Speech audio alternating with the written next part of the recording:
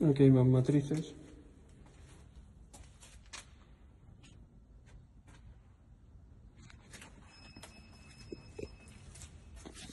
Lo único que habría que soplarla y porque está de aquí, de polvo y eso. Por lo demás la máquina está perfecta. Las botellas están perfectas. Y eso, lo único que están sucias. Y las matrices que están perfectas.